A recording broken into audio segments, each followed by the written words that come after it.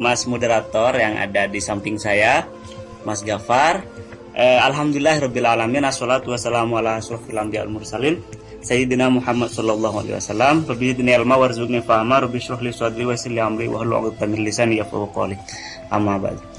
Alhamdulillah rabbil alamin, terima kasih kita sudah bersambung dengan Roy Surya yang ada di Australia, benua Australia dan juga New Zealand. Pada siang kali ini, lalu kita terus mengobrol untuk mempersiapkan diskusi kita kali ini yang berjudul Belajar Mazhab kepada si Ujang, aktualisasi mazhab lintas benua bersama Profesor Dr. Kiai Nadir Shah Hussein. Ini secara akademik sungguh luar biasa. Kita sebagai pemuda dan generasi bangsa Indonesia bisa belajar bersama, sekaligus mendapatkan inspirasi dari beliau yang sudah lebih banyak pengalaman dalam bidang akademik dan juga pengalaman-pengalaman di pentas internasional, dan salah satu tokoh yang sekarang sedang melejit dan juga berkarya banyak untuk hukum Islam khususnya dan juga untuk Indonesia secara general. Saya memperkenalkan sedikit saja sebelum nanti kita berdiskusi, ngobrol dan ngabuburit via online ini bersama beliau.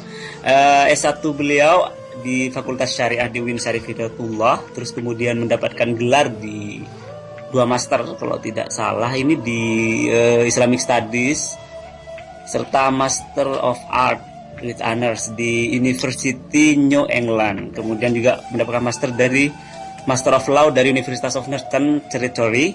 Peraih 2 gelar doktor juga ini, PhD Law di bidang hukum dari Universitas Wollongong dan PhD Islamic Law dari National University of Singapore.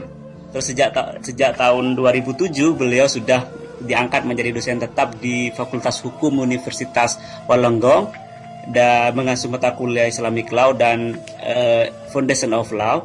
Terus insya Allah dalam waktu dekat, sepertinya tahun ini beliau akan pindah ke Universitas Monash University kalau tidak salah, betul Pak Kiai?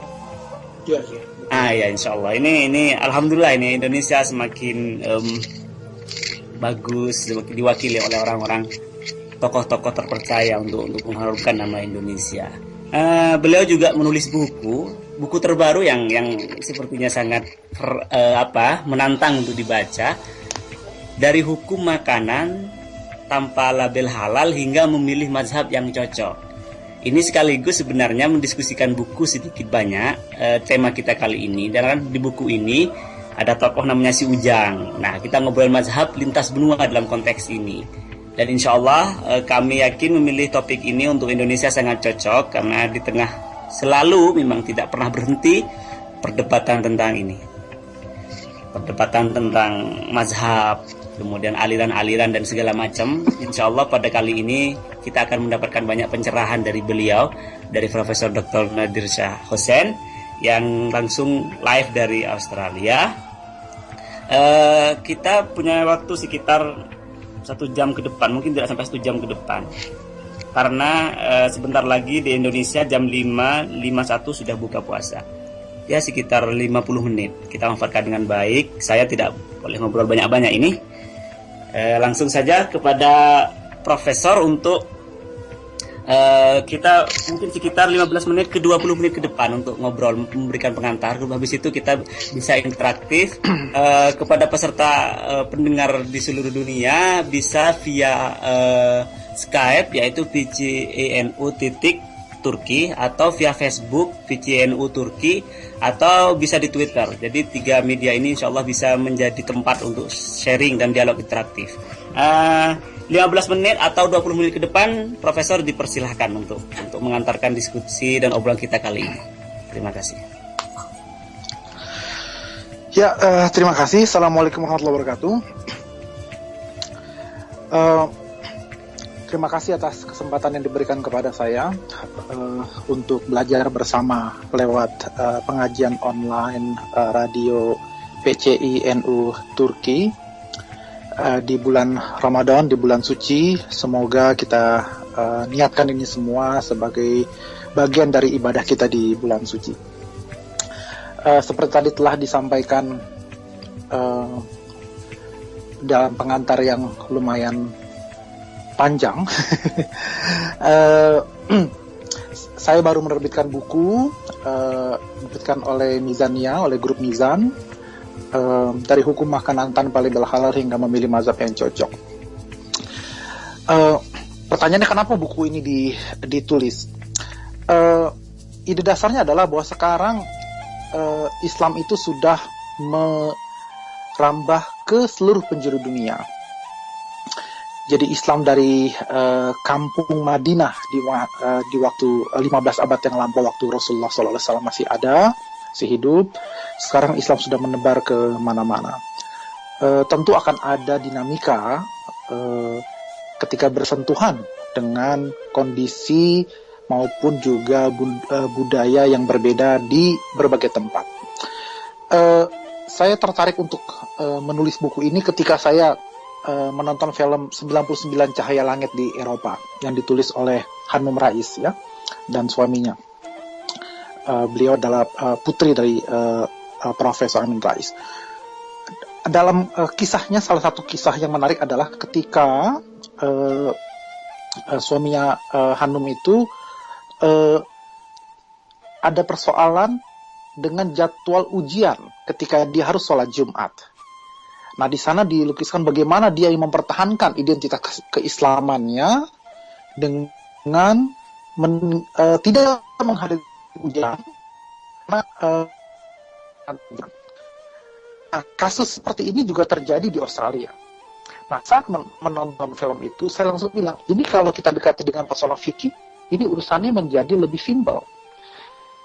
Jadi ini bukan lagi persoalan akidah, ini bukan lagi masalah harus ngotot kepada si profesor bahwa kita tidak boleh meninggalkan sholat Jumat meskipun jadwalnya bentrok dengan ujian.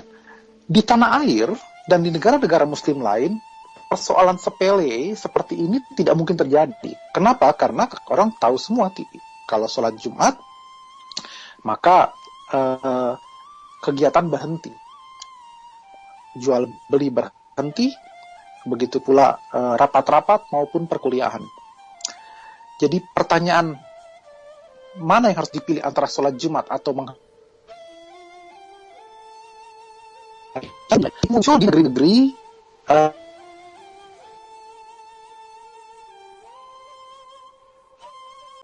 Halo Profesor Kiai Nadir, bisa menangkap suara saya? Ya, halo. Tadi putus. Mungkin bisa diulang dikit lah. Halo, bisa didengar? Iya, bisa sekarang. Lancar lagi, alhamdulillah. Baik, saya lanjut. Nah, karena permasalahan itu juga ditemui di Australia, maka kemudian saya coba tulis buku ini yang merekam kisah perjalanan akademik seorang santri yang bernama Ujang, dan dia mendapat beasiswa untuk meneruskan sekolah di Australia. Nah,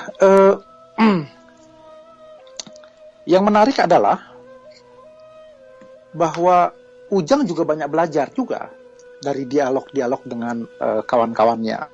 Jadi ini saling isi-mengisi sebetulnya. Nah, ada beberapa prinsip Islam yang dicoba diterapkan dalam tanya jawab Ujang dengan kawan-kawannya. Yang pertama adalah Islam itu ajaran yang memudahkan hidup, bukan menyulitkan hidup kita. Jadi kalau kita memeluk agama Islam itu bukan berarti hidup kita menjadi bertambah bebannya. Tidak. Agama itu bukan sesuatu yang membuat kita terbebani. Agama itu justru merupakan sesuatu yang bisa membuat kita enjoy dengan hidup kita. Nah, di buku itu dijelaskan bagaimana Nabi saja, kalau dihadapkan pada pilihan antara perkara yang sukar dengan perkara yang mudah, Nabi akan memilih perkara yang mudah. Jadi kalau kita kemudian dalam agama, dalam praktek agama memilih perkara yang sukar, maka kita lebih lagi dari Nabi, karena Nabi pun memilih yang mudah. Misalnya saja persoalan bagaimana kalau orang di Jakarta itu menghadapi macet sehingga pulang kantor jam 5:30, terus kemudian di jalan naik busway sudah maghrib, sampai rumah kemudian sudah isya. Maghribnya mau di mana misalnya? Nah ini hal-hal real nyata yang 15 abad yang lampau tidak menjadi persoalan. Nah, Nabi punya jawaban saat itu.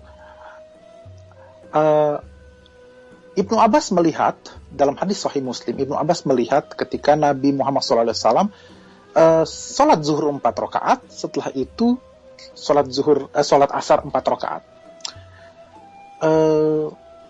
Ibnu Abbas bertanya, kenapa Nabi? Gitu. Padahal Nabi tidak dalam keadaan safar, tidak dalam sebagai musafir, tidak dalam kondisi takut, tidak ada uzur syar'i. Nabi mengatakan, aku tidak ingin memberatkan umatku. Berdasarkan hadis tersebut, para ulama kemudian berpendapat, sebagian ulama berpendapat, maka dibolehkan kita menjamak sholat, meskipun kita tidak dalam kondisi berpergian, atau kondisi ketakutan, atau kondisi-kondisi lain. Nah, pilihan-pilihan yang memudahkan ini kita sebut rukhsah, ya. Dalam agama, dalam literatur kita sebutnya rukhsah. Ini yang memudahkan kita. Nah, begitu banyak penafsiran atau mazhab yang bisa menjadi opsi akhirnya. Seperti tadi, kembali kepada pertanyaan sholat Jumat, itu juga pernah dialami oleh kawan di Brisbane. Ketika dia mau wisuda, keluarganya sudah datang, sudah tiba, kemudian dia menolak untuk ikut wisuda, karena bertabrakan dengan waktu sholat Jumat. Orang tuanya yang jauh-jauh sudah datang menjadi bingung, marah, karena mereka ingin menghadiri wisuda, tapi sang anak ngotot tidak mau ikut wisuda karena bertabrakan dengan sholat Jumat. Solusinya apa? Banyak sekali sebetulnya kalau kita mau kembali kepada literatur Islam. Apa solusinya? Misalnya di Tunisia, itu sholat Jumat itu 3 ronde. Selama masih waktu zuhur, maka masih bisa sholat Jumat. Di kita, karena kita mazhab Syafi'i di Indonesia, maka sholat Jumat itu cukup 1 putaran. Nah, kemudian itu satu opsi gitu. Opsi lainnya adalah tentu tidak apa-apa mengganti sholat Jumat dengan sholat zuhur gitu. Nah, kalau kita kemudian ngotot seolah-olah tidak ada pilihan lain, harus sholat Jumat, itu jadi dipertanyakan ke pemahaman kita tentang Islam. Begitu juga dalam buku ini juga dibahas misalnya bagaimana cara berwudu pakai wastafel, khususnya ketika ingin mencuci kaki.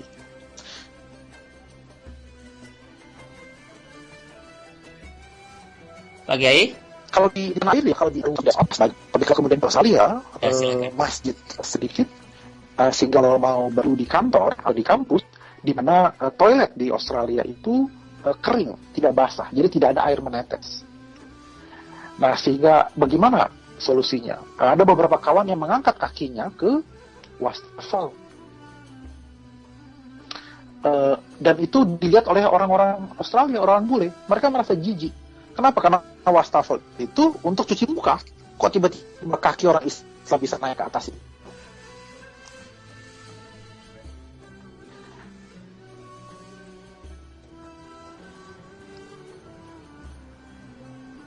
Halo Pak Kiai, ini terputus lagi.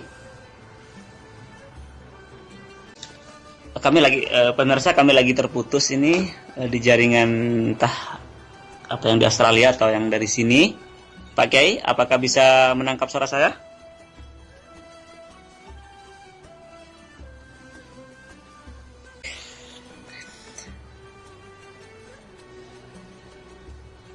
Ini sepertinya belum diangkat. Kita akan sebentar lagi akan nyambung lagi. Mohon maaf untuk para pemirsa yang sedang stay tune bersama Radio PCNU Turki. Halo. Pak Kiai. Jadi soal biasa mencelakakan yang berwudu, terjemkan jatuh keras mengangkat.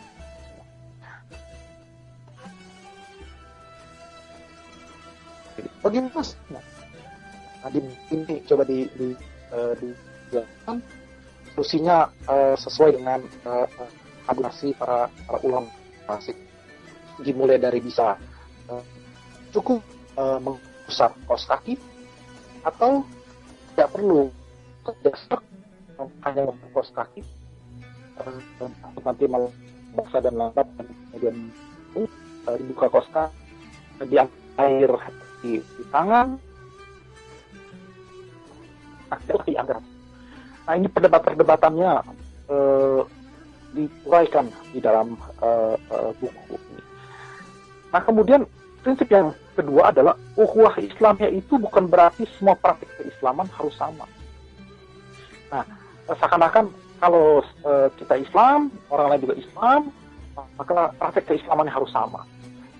Tidak mesti seperti itu. Akidahnya sama, Qurannya sama, Nabinya sama, Allahnya sama, malaikatnya sama, tapi kemudian praktik dan ekspresi keislaman bisa beraneka ragam. Dan itu ditemui di Australia, negeri imigran. Ketika banyak muslim dari Pakistan, muslim dari India, muslim dari Indonesia, dari Malaysia, dari Saudi Arabia, dari Timur Tengah, yang punya mazhab-mazhab yang berbeda. Nah, sehingga kemudian menjadi ribut antar umat Islam.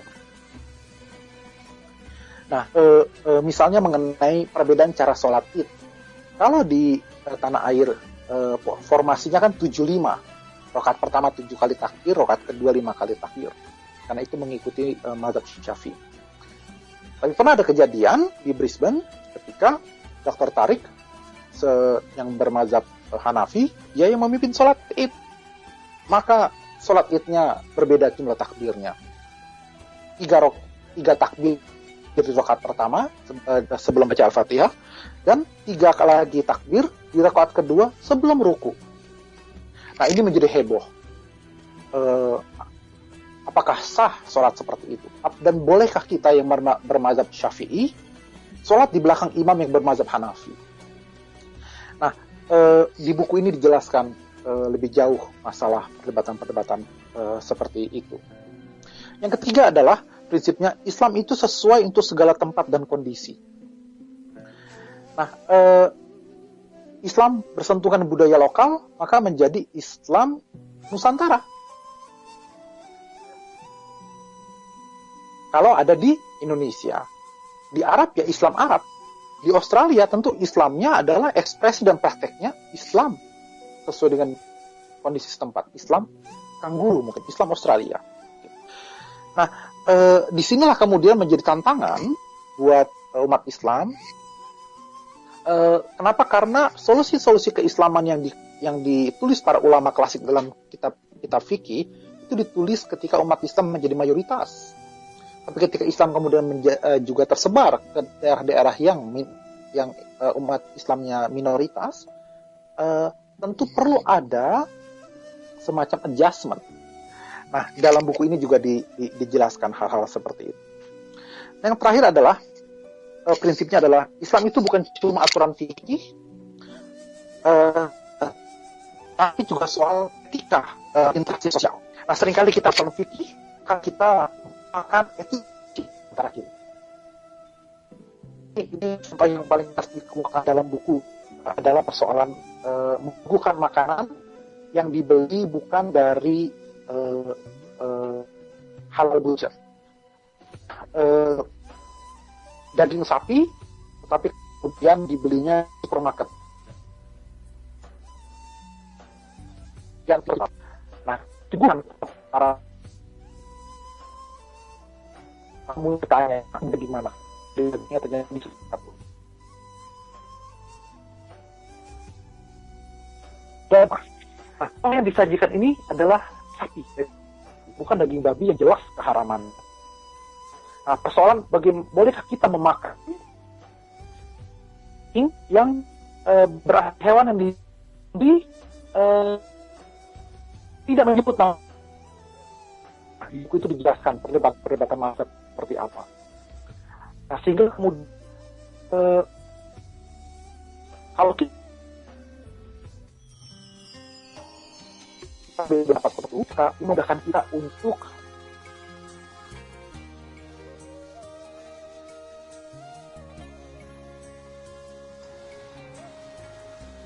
kita terputus lagi. Kita tahu dia juga sholat, dia orang baik, mungkin orang lagi. itu menyajikan makanan yang haram kepada tamunya. Karena sama Islam toh. Nah, inilah akhirnya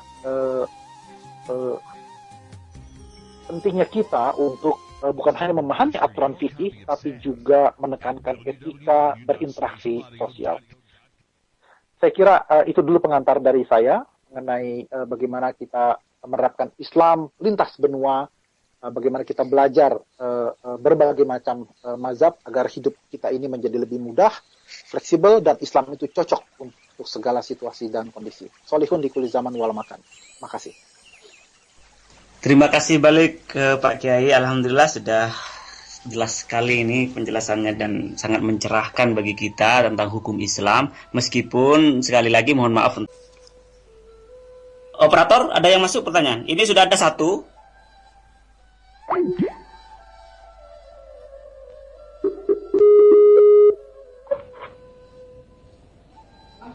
Ini dari Muhammad Hasan. Tentang tadi pengalaman membasuh kaki yang tadi di Australia misalnya, yang kata profesor, apakah itu tidak orang Islam menjadi takut katanya? Bukankah kita sebagai umat Islam harus menunjukkan identitas kita? Kalau memang membasuh kaki ya membasuh kaki meskipun di wastafel begitu.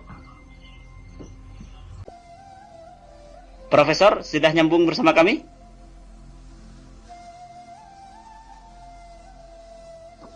Halo.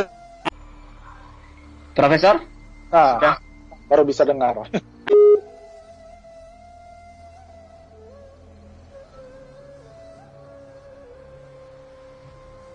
Ya, halo. Ya. Pakai sudah nyambung? Ini, aduh. Ya, sudah nyambung. Ya. Oke, ini pertanyaannya ini skip lagi. Ini ada lagi. Tadi sempat disinggung tentang rukhsah atau kemudahan dalam Islam. Lalu bagaimana kita menentukan atau mengambil keputusan pada kemudahan sehingga tidak melampaui batas, atau dalam artian keputusan tersebut bukan menurut hawa nafsu kita. Ini dari Ridho. Pak Kiai, ini pertanyaan pertama. Bisa langsung dijawab. Ini karena jaringan lagi putus nyambung ini. Oke, ya. Jadi rukhsah itu sudah diatur oleh Allah sendiri. Jadi rukhsah itu bukan kita yang cari-cari, kita yang buat-buat. Misalnya, kalau kita dalam kondisi sakit, maka dibolehkan untuk tidak berpuasa. Itu sama dengan kalau kita pergi ke supermarket dan pas mau membayar, diberitahu bahwa hari ini ada diskon 50%. Jadi tidak usah bayar full. Tapi kalau kita mengatakan, oh tidak, saya tidak mau mendapat keringanan, saya mau bayar full, maka kasirnya akan kebingungan. Ini orang gendeng kali, kok dikasih diskon malah tidak mau. Kira-kira begitu juga, kalau kita dapat diskon dari Allah Subhanahu Wa Taala dalam bentuk rukhsah, kita tidak mau ambil, maka kita menjadi berlebihan justru dalam agama. Nah, rukhsahnya itu sudah diatur karena Allah sangat fleksibel dan tidak mau membebani di luar kemampuan kita. Misalnya saja ketika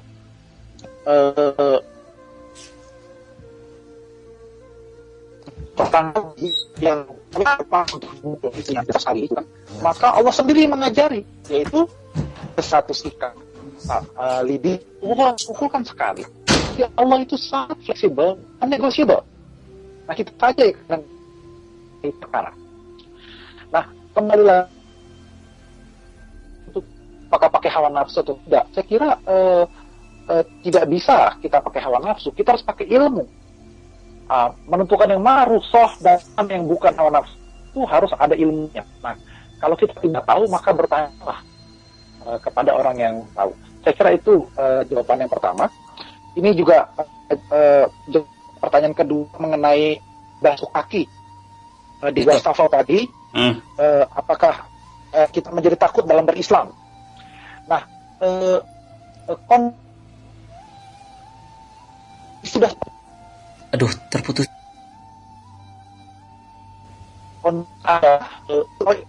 Kondisinya adalah toilet kering, kemudian bisa membahayakan diri sendiri. Ada hadis Nabi mengatakan, dan ini menjadi kaidah fikih, la darara wa la dirar. Tidak boleh membuat mudarat pada orang lain dan tidak boleh memudaratkan diri sendiri. Nah, ketika ada opsi ada opsi dari mazhab yang berbeda, dari para ulama yang lain, yang di luar yang kita ketahui selama ini, dan opsi itu adalah untuk memudahkan kita agar tidak jatuh pada kemudaratan, kenapa tidak kita ambil? Kenapa kita merasa bahwa kemudian keislaman Halo. tidak ada yang salah. Jadi yang ada adalah kita memilih kemudahan yang diberikan oleh Islam. Kita mengambil pendapat lain yang lebih cocok untuk situasi dan kondisi saat itu. Saya kira itu jawabannya. Terima kasih, sangat jelas sekali jawaban dari Profesor. Ini kita menunggu dari via online, dari Skype. Operator bisa langsung masuk, mumpung sinyal lagi bagus ini. Halo, Assalamualaikum.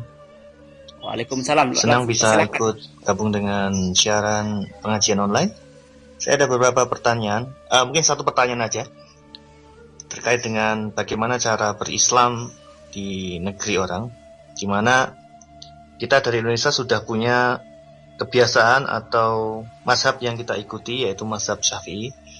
Namun ketika kita tinggal di luar negeri, misalnya di Turki, ternyata mazhabnya mazhab Hanafi yang dalam beberapa praktek-praktek yang paling mudah kita temui, misalnya sholat, itu ada praktek yang berbeda. Nah, ketika kita menghadapi situasi seperti itu, apakah kita ikut-ikutan saja atau kita ikut aja mazhab lain? Misalnya kita ikut aja cara praktek mazhab Hanafi yang sudah dipraktekkan di sini. Apakah itu menjadi masalah bagi keyakinan kita atas mazhab yang telah kita pegang selama ini? Misalnya pada saat sholat yang setelah rukuk ya misalnya ya, tidak mengangkat tangan, atau pas duduk juga di tahiyat akhir itu tidak duduk seperti sebagaimana mazhab Syafi'i, itu bagaimana? Mungkin itu saja salah contohnya. Mungkin di banyak aspek yang lain juga ada perbedaan-perbedaan. Itu bagaimana pula dengan perbedaan seperti itu menyikapinya? Terima kasih. Terima kasih buat saudara yang sudah nanya ini. Langsung Profesor, ini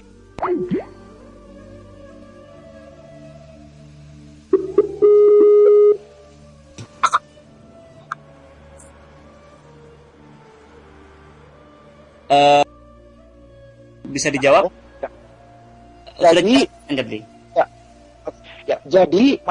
Jadi mazhab itu jangan menjadi agama tersendiri.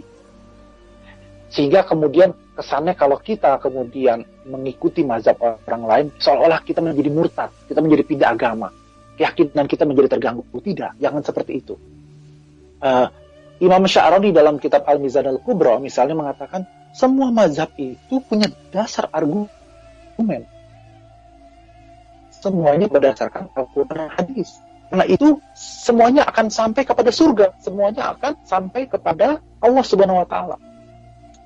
Nah, disitulah kemudian buat orang awam berlaku kaidah al-ami la mazhabalahu. Orang awam itu tidak punya mazhab. Artinya orang awam itu tidak punya pendapat, tidak punya metode mengeluarkan pendapat. Orang awam itu dia mengikuti mazhab yang selama ini dia ikuti. Jadi kalau dia sudah mazhab Syafi'i, dia ikut mazhab Syafi'i, nggak masalah, ikut saja mazhab Syafi'i. Nah, ketika kemudian dia berinteraksi dengan orang-orang yang berbeda mazhab, maka di sanalah kemudian kita, tadi sempat saya katakan, tidak hanya aturan fikih, tetapi juga ada etika berinteraksi sosial. Bagaimana dalam ibadah, seperti contoh tadi sholat tadi. Kalau misalnya prinsip dalam sholat adalah ikuti imam. Jadi ikuti gerakan imam. Kalau hanya untuk sekedar mengangkat tangan,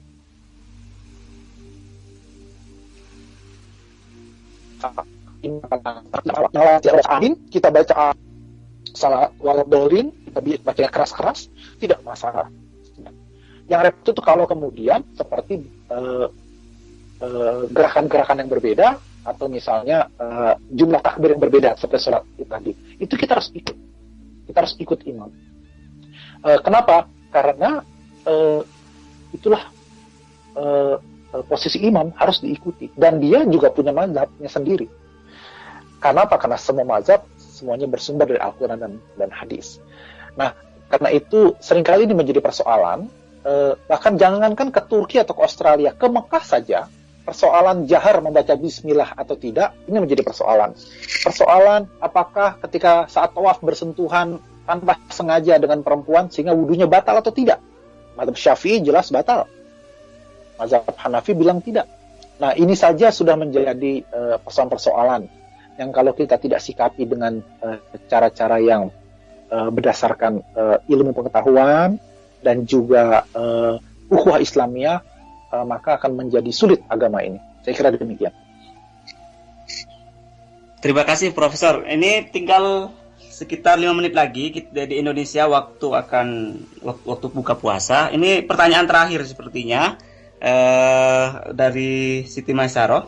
Ini Prof, saya khawatir Islam Nusantara itu sengaja didengung-dengungkan untuk kepentingan politik tertentu.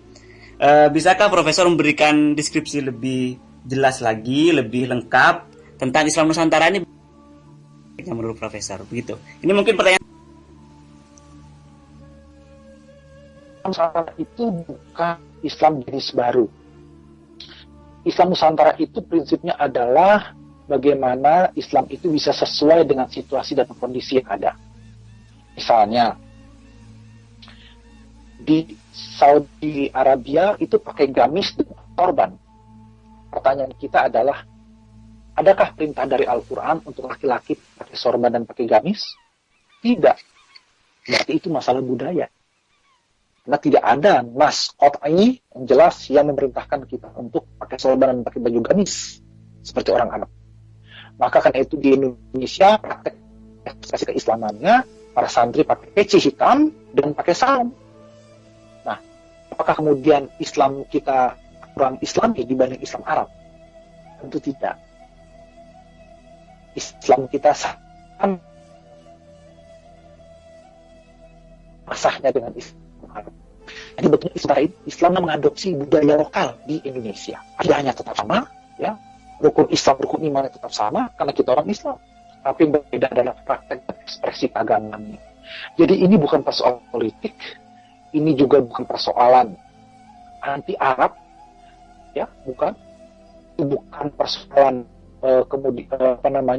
mau gagah-gagahan, tidak. Ini hanyalah persoalan bahwa ada jenis praktek Islaman lain yang berbeda. Untuk konteks Australia, Islam apa yang pakai Islam ala Australia. Jadi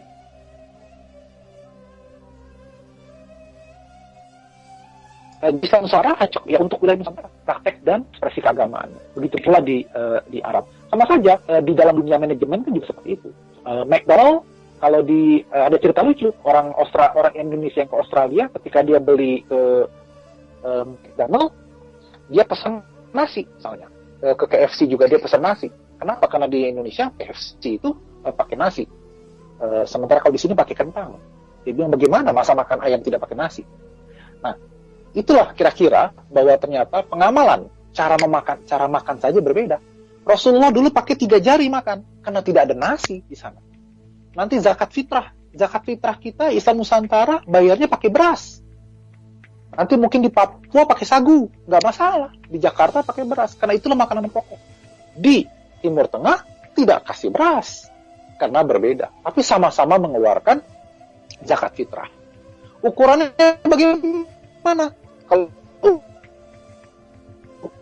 orang klasik uang besar orang Indonesia, gimana ada pinjaman orang Arab untuk menelan berapa bayar zakat? Indonesia sudah pakai liter. Islam Nusantara. Tidak.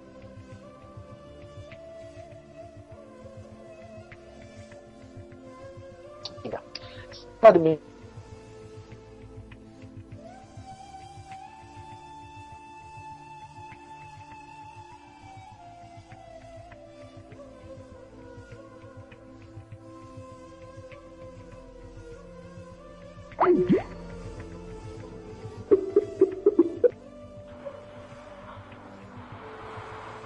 Iya ya, Profesor, Apakah sudah nyambung bersama kami? Ya, sudah nyambung lagi. Ya, mohon maaf ini jaring kita cukupkan dulu. Ini kami dari panitia di PJNU Turki ingin dengerin konklusi. Dipersilahkan poin-pointernya.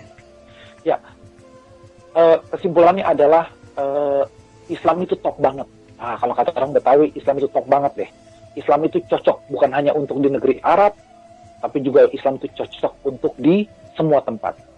Nah, karena itu yang diambil itu substansi ajaran Islamnya. Itu yang bisa kita terapkan di berbagai tempat. Dan Islam itu menyediakan berbagai kemudahan dalam Islam. Tidak perlu lagi kita cari-cari yang mudah-mudah. Karena sudah begitu banyak kemudahan dalam Islam. Nah, kalau kita kemudian masih cari-cari masalah, maka kitanya yang bermasalah. Padahal Allah telah menciptakan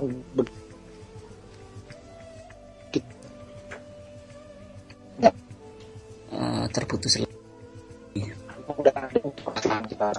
Kesimpulan kita pada sekian. Oke, terima kasih. Ya, halo. Pak Kiai, terima kasih. Alhamdulillah diskusi kita kali ini sudah berjalan selesai, meskipun tidak terlalu lancar. Mohon maaf untuk para pemirsa yang sedang ikut bersama kami dalam pengajian online yang ini merupakan pengajian spesial selama 1 bulan Ramadan ini. Ada 4 narasumber yang datang dari berbagai benua yang nanti akan menemani kita bersama dalam diskusi-diskusi selanjutnya dengan topik-topik yang berbeda. Meskipun begitu, alhamdulillah kesempatan silaturahim dan berbagi tentang ilmu Islam, tentang hukum Islam, pengalaman dan praktek-praktek keagamaan dan ekspresi keagamaan di lintas benua ini pengalaman berharga bagi kita bahwa Islam itu bukan hanya di Indonesia ataupun di Arab Saudi misalnya, tapi juga menyebar di berbagai benua dengan latar belakang suku yang berbeda. Nah, bagaimana ekspresi dan pengalaman-pengalaman keberislaman di masing-masing tempat itulah menjadi diskusi kita kali ini dan menjadi pelajaran-pelajaran penting yang sudah di-share dan disampaikan oleh Profesor Nadir. Dan alhamdulillah semoga kita mendapatkan banyak ilmu dan juga berkah dari diskusi kita kali ini. Sekali lagi terima kasih Profesor, dan kami dari tim Radio PJNU Turki menyampaikan banyak terima kasih atas kesempatan kali ini. Semoga kita semua dilancarkan dan puasa kita semua lancar sampai menuju hari kemenangan Idul Fitri besok. Dan kami dari tim Radio PJNU menyampaikan beribu-ribu maaf atas trouble tadi di tengah jalan. Dan akhirnya terima kasih. Wassalamualaikum warahmatullahi wabarakatuh.